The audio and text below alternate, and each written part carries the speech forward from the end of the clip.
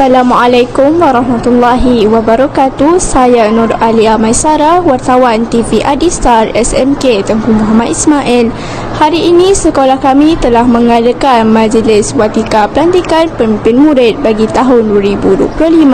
Mari sama-sama kita saksikan.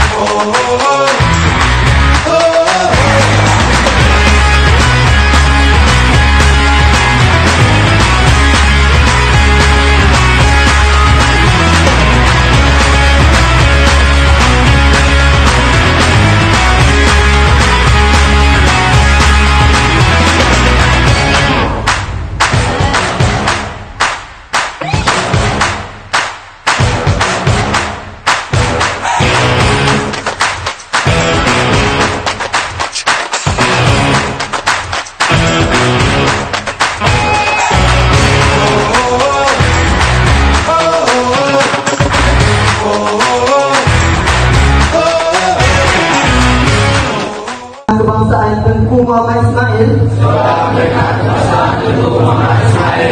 berikrar dan berjanji akan mematuhi undang-undang dan peraturan sekolah ini. Kami juga berjanji